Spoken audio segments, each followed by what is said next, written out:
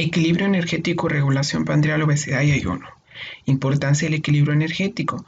La ingestión de hidratos de carbono, grasas, proteínas aportan energía para diversas funciones en el organismo y también para su almacenamiento y uso.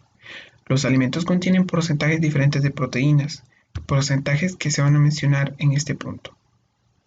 La energía liberada por cada gramo de carbono tras oxidación a dióxido de carbono y agua es de 4,1 caloría y cada gramo de grasa es de 9,3. La energía liberada por el metabolismo de las proteínas habituales de la alimentación tras la oxidación de un gramo de dióxido de carbono, agua y urea representan 4,35 calorías. El porcentaje medio que se absorbe de estas sustancias en el tubo digestivo varía cerca del 98% de hidratos de carbono, un 95% perteneciente a las grasas y un 92% que le pertenece a las proteínas. Se menciona en el tercer punto una regulación de la ingestión de alimentos y la conservación de energía.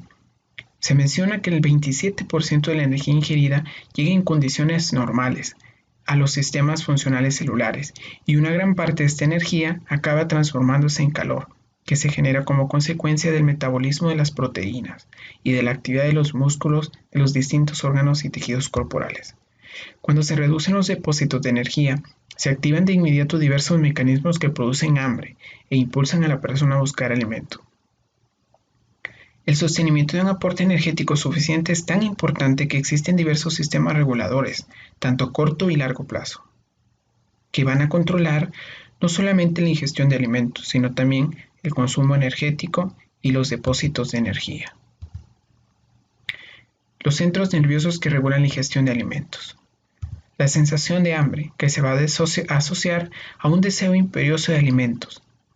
El apetito, que es el deseo de alimento, a menudo muy concreto y ayuda a determinar la calidad de la alimentación. La saciedad es una respuesta homeostática del organismo dirigida a restablecer el equilibrio en cuanto la demanda de nutrientes quede satisfecha. El hipotálamo aloja los centros de hambre de la saciedad. Los centros neuronales del hipotálamo participan en un control de la ingestión de alimentos. En esto tenemos los núcleos paraventriculares dorsomediales y arqueados del hipotálamo. También contribuyen decisivamente a regular la ingestión de alimentos. Las lesiones de los núcleos paraventriculares suelen determinar una alimentación exagerada. Los núcleos dorsomediales merman, por lo general, la conducta alimentaria. Los núcleos arqueados son los centros del hipotálamo, donde convergen numerosas hormonas liberadas desde el tubo digestivo y el tejido adiposo. Los núcleos arqueados del hipotálamo contienen dos tipos de neuronas que se consideran muy importantes en la regulación del apetito. Entre estas mencionamos la neurona propiomelanocortina, que libera la hormona estimulante alfa de los melanocitos, las neuronas que producen la proteína relacionada con agouti y el neuropéptido y aumentan la ingestión y reducen el gasto energético. Factores reguladores de la cantidad de alimentos consumida. Tenemos la regulación de la cantidad de alimentos que se puede dividir en una regulación inmediata, que se ocupa sobre todo de evitar la sobrealimentación. La regulación inmediata tiene características que son evitar la sobrealimentación en comida. También señales de retroalimentación rápida acorde a necesidad nutritiva e ingesta entre ellas, llenado gastrointestinal y extensión de estómago y duodeno, que sería igual a inhibitorias menos vagal es igual a saciedad. Regulación intermedia y tardía. Mantienen los depósitos energéticos. Disminuyen de la glucosa, aminocitos, lípidos e sangre, que es igual al hambre. Relajación de la temperatura corporal y alimentación en hipotálamo. Regulación a largo plazo. Si los depósitos de energía abundan, disminuyen la sensación de hambre y la búsqueda de alimentos. Si los depósitos de energía disminuyen, aumenta la sensación de hambre. Tardío es mantener constantes los depósitos de nutrientes.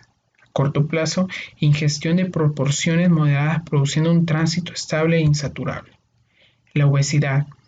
La obesidad se considera un exceso de grasa corporal. En los hombres con un porcentaje de grasa corporal mayor a 25% y en mujeres a 35%. En medición de la cintura se mencionan los datos que a más de 102 centímetros o mayor de 88 centímetros. Las patologías que se asocian a este tipo de la obesidad son la hipertensión arterial, diabetes e infarto al miocardio. ¿Qué causa la obesidad? Mayor aporte de energía en relación al consumo, sedentarismo o disminución de actividad física, factores ambientales psicológicos, conducta alimentaria anómala, anomalías neurógenas. Describir inanición, anorexia y caquexia. La inanición se caracteriza por un adelgazamiento extremo, reduce mucho más las ganas de comer, como anomalías hipotalámicas. La anorexia es una disminución de la ingestión de alimentos debido sobre todo a un descenso de apetito. La caquexia es un trastorno metabólico en el que el mayor consumo energético determina un adelgazamiento superior al producido por una simple disminución de la ingesta. Ayuno. En las primeras horas del ayuno existen secuelas como un agotamiento de las grasas y proteínas. Después de agotarse las proteínas, el resto de proteínas no se descompone con tanta facilidad. Como la disponibilidad de la glucosa disminuye, la reserva de grasas también se agota. La única fuente restante de energía son las proteínas. Como las proteínas controlan el funcionamiento celular, la persona termina falleciendo. Muchas gracias.